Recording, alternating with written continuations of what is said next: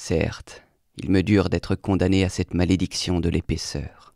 Ce corps comme une outre plombée, pourrissant comme tout ce qui a ventre, et toute la servitude humaine dans ce mot qui décapite les étoiles, le plus dérisoire, le plus clownesque que recèle le langage. Gravité.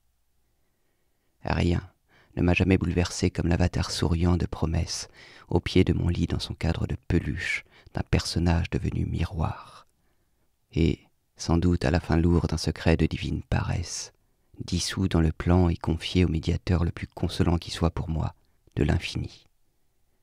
Pourrait-on jamais vivre qu'à fleur de peau, se prendre à d'autres pièges qu'à ceux des glaces et déplier comme ces belles peaux de bœuf qui boivent le ciel de toute leur longueur, déplissées, lissées comme une cire vierge, au seuil des grands cygnes nocturnes, bouquet séché qui livre ses souvenirs dans le noir.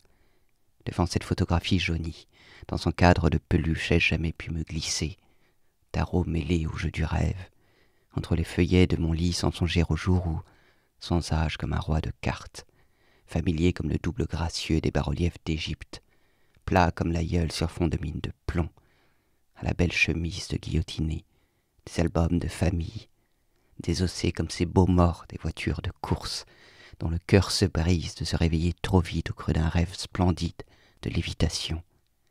Je retournerai hanter ma parfaite image.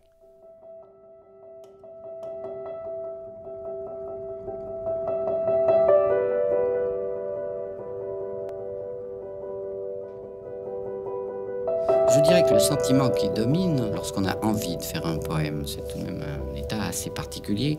Le sentiment qui domine est plutôt celui d'un vide, d'un manque, plutôt que d'un excédent, je dirais presque en même temps d'un état de besoin.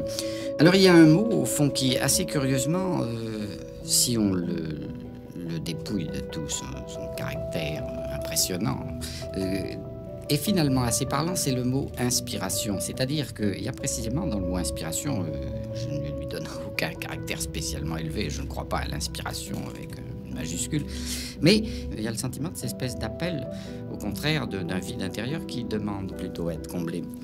Je ressens ça assez vivement et je ne suis pas le seul. D'ailleurs, j'ai trouvé un jour un texte qui m'a assez réjoui et où je retrouvais la même impression. C'est un texte de Claudel. C'est un petit texte assez curieux qui s'appelle Jules ou l'homme aux deux cravates. Si vous voulez mon avis, je cite, je vous dirais que les poèmes se font à peu près comme des canons. On prend un trou et on met quelque chose autour.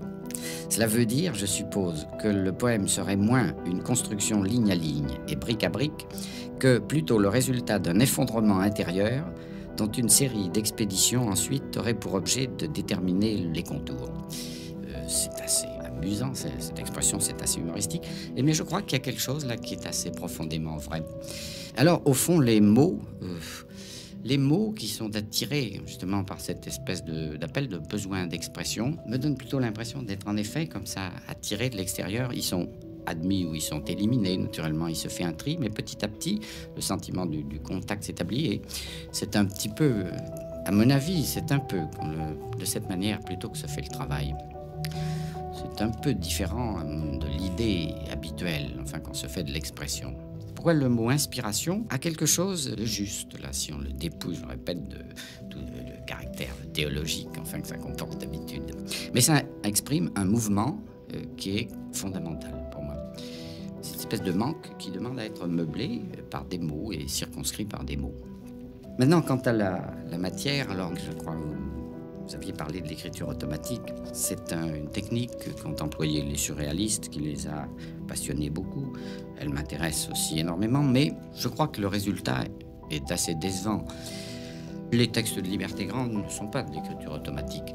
Cependant, j'avais beaucoup de plaisir à laisser tout de même la plume courir. Parce que ce sont des textes qui ont été écrits très rapidement, autant que possible au fil de la plume, mais revus ensuite, parfois assez peu, parfois plus soigneusement. Il ne s'agit donc pas du tout, en fait, d'écriture automatique.